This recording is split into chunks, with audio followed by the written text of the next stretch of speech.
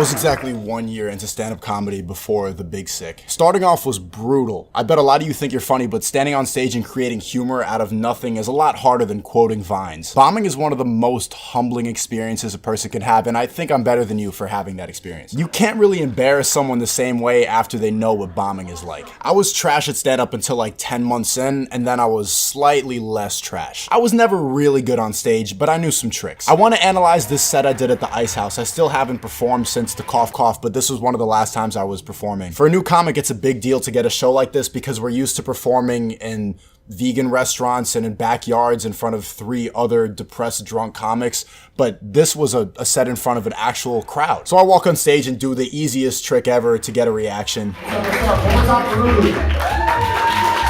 One more time, give it up for Rudy. Now they're clapping and they don't really even know why. They like me and I didn't even say anything. So here I had my 5-minute set memorized back and forth. I was preparing for 6 months, but I decided to go risky and I opened up with some crowd work.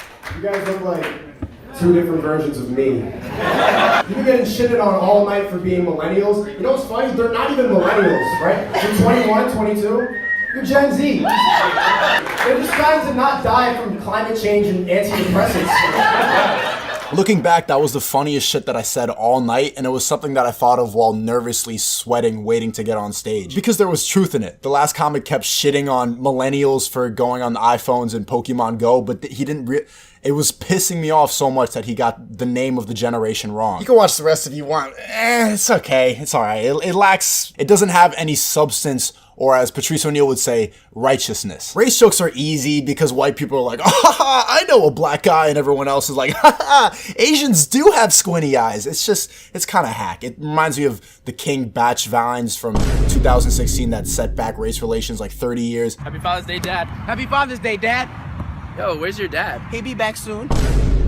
It's stupid and based on stereotypes, but it always works. I want to talk about that word righteousness because it sounds kind of out of place for comedy, right? People came to laugh, not to be lectured at by some dude. Because it's true, if you focus too much on telling truth, it starts coming off like a pyramid scheme. But stand-up comedy is different than King Batch vines because after 20 minutes, you can't use any gimmicks. It's just you, a mic, and the crowd. You have to tell the truth or else anything fraudulent is going to be exposed. That's why it doesn't work on Zoom and you're sick if you did those shows because there's something magical about real interaction and you can't recreate it. You could say the most foul shit, but because it's in person, the audience understands your real intention. That's why it never made sense to me why journalists will go to a show and start jotting down notes and then make an article quoting like, I can't believe he said that. Like, if you really meant that, the audience would know. Like, yes, you're putting on a show, but anything fake is gonna be exposed. 6 months ago, I made this video talking about how I was applying for this editing job for Andrew Schulz. You know, I'm talking about this. Look at me. That dude is one of the funniest comedians in the world right now.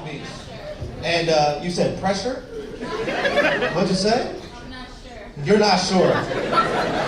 Thank you for saying that out loud. He set up this competition like America's Next Top Editor with semifinals in the final round, and I kept having to apply this. It was this big deal. It narrowed down from like 1,000 to 3 people to 1.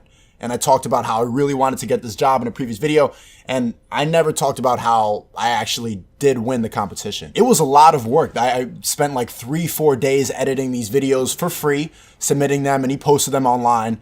And when I won, he offered me $50 per clip.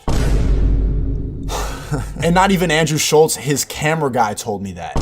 He knew what it meant to me, he was aware of what I do, and he still offered me a disrespectful amount of money. And not even him, his cameraman. So I said no, camera guy said aye, and that was it. Never spoke to him again. It's too bad, it obviously wasn't meant to be. My friends told me to apologize because I'd sent like laughing emojis when I said no, but no.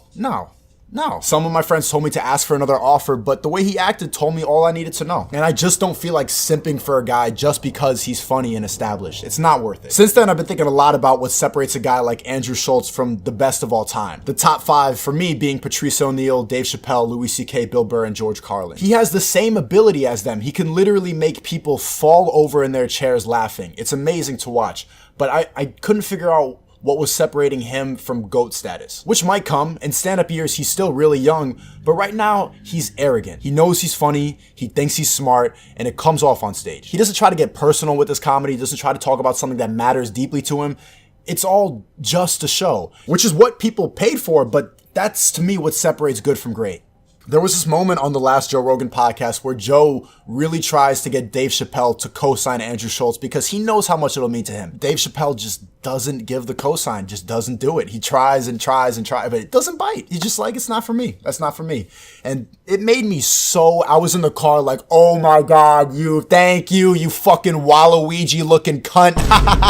That's what you get, you cocky bitch. He figured out a way to do internet, Instagram, 10-minute comedy. Like you say, that's not stand-up. No. Like this thing that you're describing, God bless him. Yeah. That's not what I do. You know, I could throw a slideshow and the shit if I want to, but that crowd's not there. What's the fucking point for me? It takes pain to make great art. The flashy and loud is entertaining, but it's not timeless. It's really the same for any art form. The best is based on emotion. An established New York comedian who I'm not gonna name drop explained it perfectly to me. Schulz will get on stage and talk about how Trump building a wall is a good thing because when you go to China, what's the first thing you wanna see? The wall. And it's funny, but the basis of the joke is that he's manipulating the audience into agreeing with an idea that they dislike. It's not about truth. It's like, look what I made the audience laugh at. They like the wall now. They don't even like Trump. I made these idiots like the wall. As I'm saying this, I'm realizing I sound salty because I was offered $50, and I am. Lesson learned, social climbing is never going to establish a real relationship, and you're almost always going to end up mad or hurt. I can't blame him too much for dismissing my work like that because even though it meant the world to me, it was probably 3 seconds of him looking at his phone and never thinking about it again. I was in my head for weeks like, how could someone do that? And then I remember like, oh, I do that all the time to people in my DMs and they definitely feel exactly the same way. And I know they do because then they upload videos whining and exposing me, talking about how fake I am and oh shit, is that exactly what I'm